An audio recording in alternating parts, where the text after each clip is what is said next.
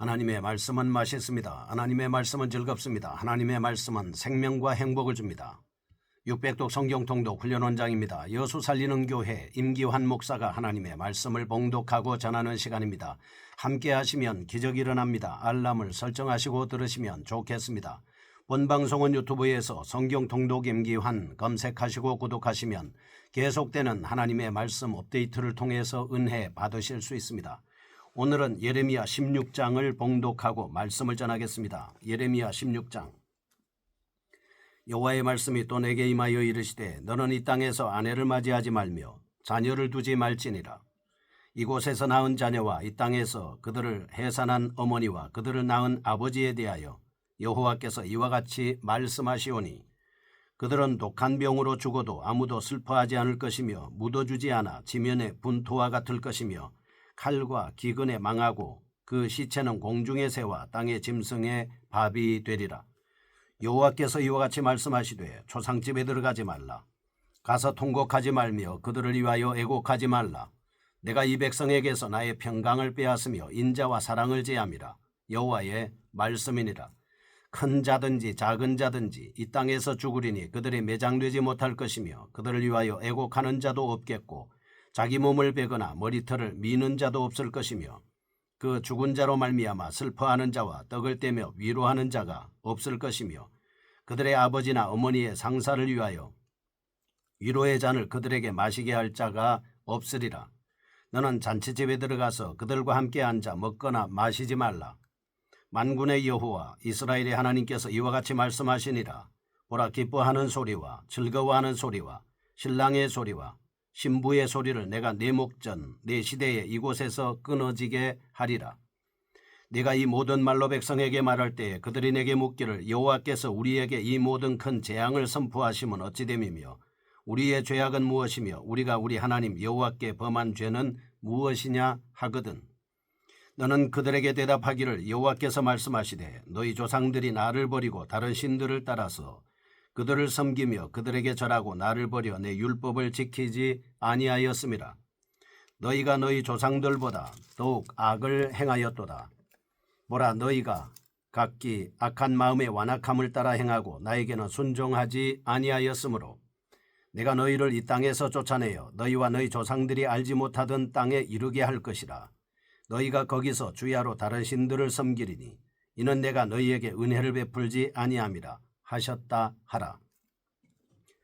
여호와의 말씀이니라. 그러나 보라, 날이 이르리니 다시는 이스라엘 자손을 애굽 땅에서 인도하여 내신 여호와께서 살아계심을 두고 맹세하지 아니하고 이스라엘 자손을 북방 땅과 그 쫓겨났던 모든 나라에서 인도하여 내신 여호와께서 살아계심을 두고 맹세하리라.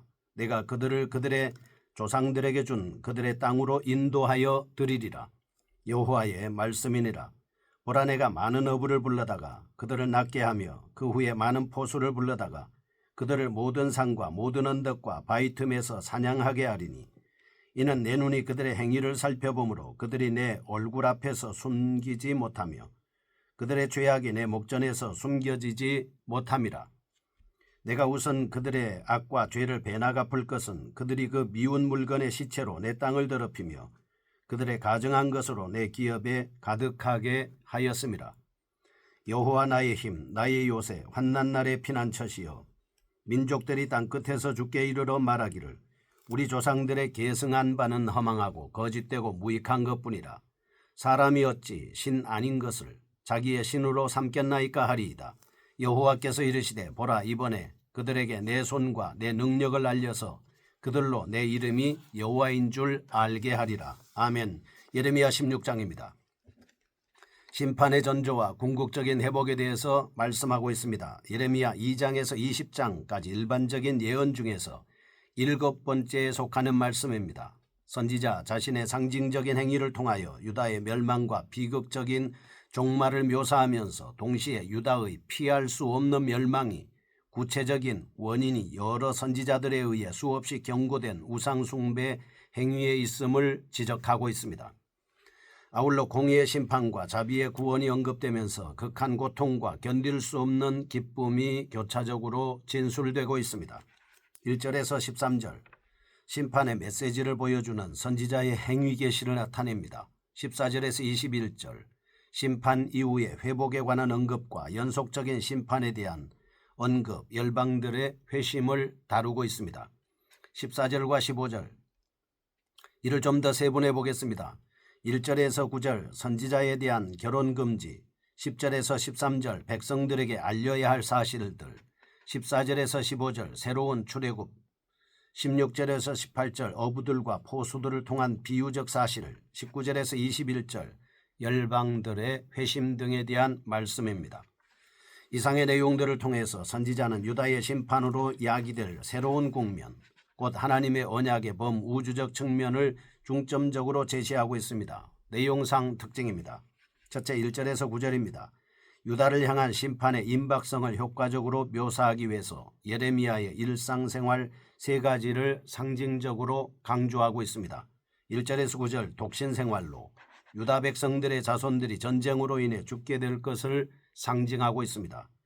이전에 결혼을 통해서 많은 자녀들을 갖는 것이 하나님의 큰 복으로 간주되었던 사실과 비교할 때 하나님의 심판의 엄중함을 느끼게 되는 것입니다. 5절에서 7절 상가에 대한 출입금지, 유다 백성들이 전쟁으로 인하여 서로가 서로를 위로할 수 없을 정도로 커다란 상처를 받게 됨을 상징하고 있습니다. 그들의 죽음은 슬퍼할 겨를조차 없을 정도죠. 8절에서 9절 혼가에 대한 출입금지로 전쟁으로 인하여 즐거운 일이 더 이상 계속되지 않을 것임을 보여주고 있습니다.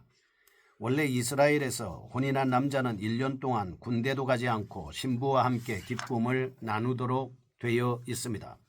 그러나 이제 하나님은 신혼의 집에서조차 기쁨이 끊어지도록 하신다는 것입니다.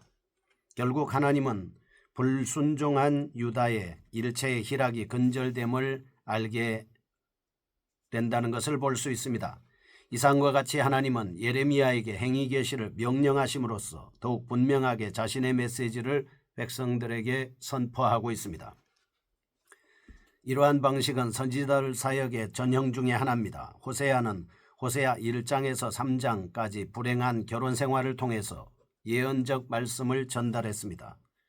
이사야는 이사야 8장에서 자신의 가족을 통해서, 에스겔은 에스겔 24장 15절에서 27절 말씀에서 아내의 죽음을 통해서 언약 백성에 대한 하나님의 뜻을 전달하는 것을 볼 수 있습니다. 결국 예레미야도 임박한 하나님의 진노를 더욱 생생하게 전달하기 위해서 자신의 삶을 도구로 사용하고 있는 것입니다. 둘째, 하나님의 양면성인 16절에서 18절 공의와 14, 15, 19절에서 21절의 사랑을 동시적으로 표출하고 있습니다. 특히 이 사실은 하나님 언약 백성에 대한 계획과 관련해서 진술됩니다. 유다의 심판이 현실로 나타남으로 인하여 장래 언약의 우주적인 측면이 부각되고 있습니다.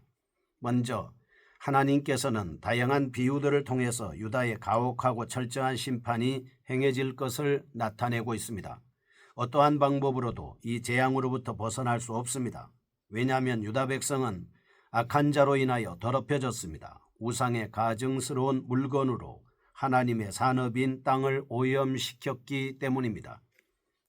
다음으로 심판의 결과로 초래된 유다 백성의 포로 생활은 새로운 해방으로 귀결됨으로써 하나님의 사랑을 보여주고 있습니다. 첫째, 1절에서 13절입니다. 심판의 전조에 대해서 보겠습니다. 하나님의 위로와 격려를 통하여 분연히 일어선 선지자가 하나님의 명령에 따른 세 가지의 상징적인 행위를 통해서 다시 한번 유다의 멸망을 선포하는 내용입니다. 1절에서 9절 선지자의 행위 계시를 통하여 임박한 유다의 멸망을 경고하고 10절에서 13절 다가오는 재앙의 원인을 다룹니다. 이상의 내용들을 통해서 유다 백성들 가운데 만연되어 있는 거짓 희망의 우매함을 드러내고 분명히 다가오는 심판 사건에 대한 바른 인식을 촉구하고 있습니다. 한편 본단락에서 사용되고 있는 심판의 참상에 대한 묘사는 여러 곳에서 발견되는 표현 양식으로서 본서 전체가 예레미야에 의하여 일관성 있게 진술되었다는 사실을 알 수 있게 되는 것입니다. 4절과 6절 그들이 매장되지 못할 것이며 그들을 위하여 애곡하는 자도 없겠고 4절 그들은 지면의 분토와 같을 것이며 4절 그 시체는 공중의 새와 땅 짐승의 밥이 되리라. 9절 기뻐하는 소리와 즐거워하는 소리와 신랑의 소리와 신부의 소리로 표현되어 있습니다. 내용상의 특징입니다. 첫째 1절에서 9절 하나님께서는 백성들에게 교훈을 주기 위해서 예레미야 선지자가 지켜야 할 금기들을 명하고 있습니다. 결혼을 하지 말라는 명령, 예레미야는 다가오는 재난을 통하여 모든 정상적인 관계가 파괴될 것임을 보여주기 위해 하나님의 복이라고 볼 수 있는 결혼을 금지당했습니다. 14장 15절, 16절, 15장 2절 예루살렘의 많은 부부들과 자녀들은 심한 병으로 죽게 되고 남은 자들도 칼과 기근으로 망하게 될 것이다. 6절 그 참상이 너무 끔찍하기에 죽임을 당한 사람들은 슬퍼할 수조차 없습니다.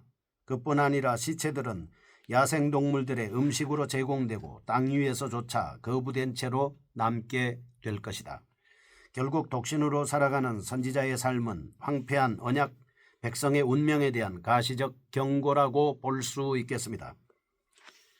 나아갑니다. 에스겔 24장 15절에서 24절 상갓집에 들어가지 말며 울거나 동정을 보이지 말라라고 하는 명령입니다.